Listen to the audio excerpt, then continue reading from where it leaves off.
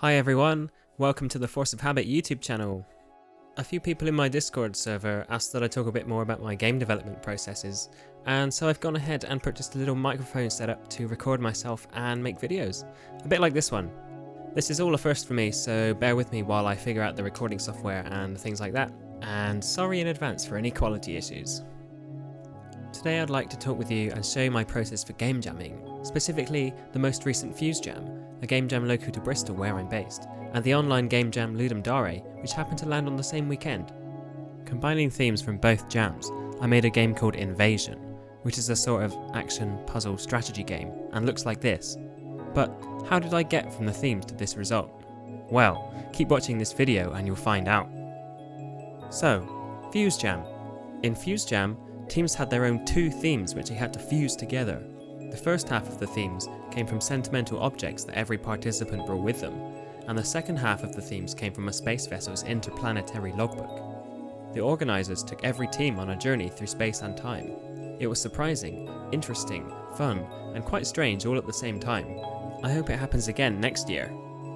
Anyhow, my sentimental object was a key, the only thing that I had with me which was small enough, and my planet from the logbook contained beautiful, plant-like, invasive species. I really like plants, and was already feeling inspired, but I couldn't really start until knowing the Ludum Dare theme, so I had to wait.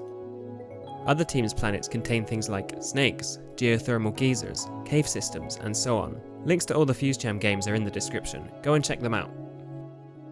Saturday morning, and I wake up to see the Ludum Dare theme, Start With Nothing. I thought this lended itself really nicely to the invasive species theme from Fuse Jam.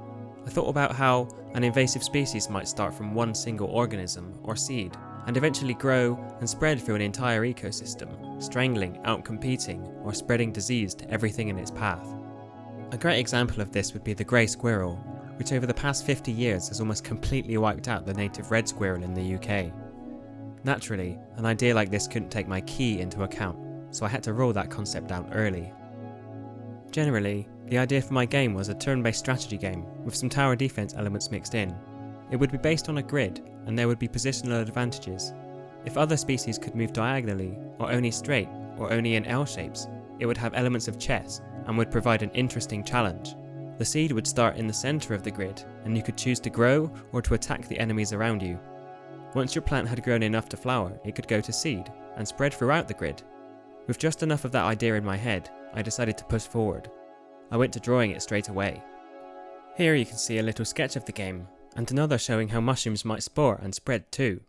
Unfortunately, I forgot to start recording my screen when I started drawing inside Photoshop, so I don't have progress footage of the art.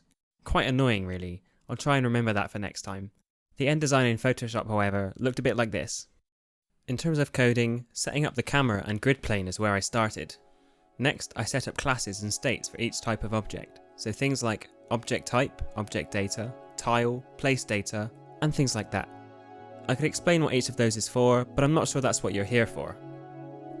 After all the states were set up, I set up behaviours for what could grow based on what state.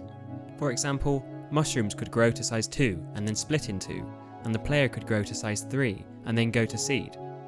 I also wrote code to detect which tile the mouse cursor was pointed at, so objects could be selected and actions could be taken.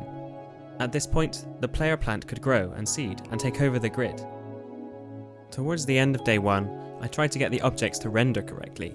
They were kind of squished down because they were not aligned or facing the camera properly. I didn't really know what I was doing, and ended up with some funny looking results. I decided to park that one for tomorrow. In the meantime, I hadn't yet implemented the plant attack, so I decided to tackle that. Once implemented, however, I hit a wall with the design. The game would reach an impasse with the simple mushroom behaviours. I would attack the mushroom that splits, it would respawn, I would attack again, it would respawn, and repeat. I had to fix this by making the primary mushroom lose one size when it divides. Now when I attack it, it has to grow again before it can split again. And then the mushrooms were fixed. Now that there were enemies, tiles, and player attacks, I could implement the win and fail states. I wanted the player plants to completely fill the grid when they won, and so I set the player turn to be automatically taken when it was in the win state. Since there were no enemies, the plants would always grow to the max size, and seed when they could. This would fill the grid pretty quickly, and it looked good, so I kept it. Game completion was near. I had to make the ants move and attack, and I had to design a few levels. I also had to put a title screen in, then I could get polishing. Once I'd implemented a few levels, I quickly realised there was another flaw in the game design. When it was the enemy's turn, it would select a random enemy, perform its action, like grow, spawn an ant, move towards the player, or attack the player if it's close enough. And this seemed fine at first, but what happens when there are multiple ants and multiple anthills? Without knowing this information, the player couldn't make a good judgment on where to seed or where to attack. The gameplay seemed too random, or based entirely on chance. This meant the player would sometimes fail the level through no fault of their own. The ants didn't make things as interesting as I'd hoped. In fact, they'd had the opposite effect. After talking things through with some fellow jammers, I was enlightened with a solution. The solution would be to generate the enemy turn up front, and show it to the player on their turn, so they have that information to make that good decision. I don't know how I didn't think of that at the time, but apparently this is what Enter the Breach does, or maybe a game like Advance Wars. This solution involves setting up an enemy turn class with setup and action functions, and then rendering a big fat cross on the tile where the enemy action would take place. This solution only came in the afternoon, about 2 hours before the end of the jam, and I'm really thankful that it did, because it meant I could move on to polishing. Generally, I tried to polish jam games throughout development. Some things I did early, like making the grid fill up with plants on level complete, and making the camera rotate on level complete, but I did quite a bit more at the end this time. I added splashy particles in different colours to each game event, like when something moves, grows, or is spawned or killed.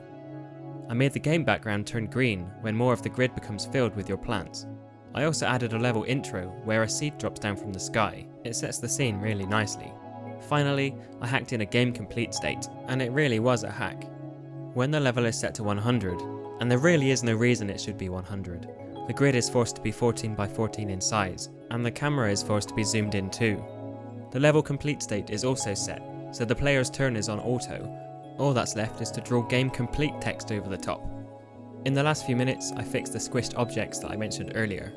Rather than figure this out properly with rotation, I simply stretched the objects by a weird value which turned out to be something like 1.287. And then it was done, really nicely finished off, and ready for presenting to the other Fuse jammers.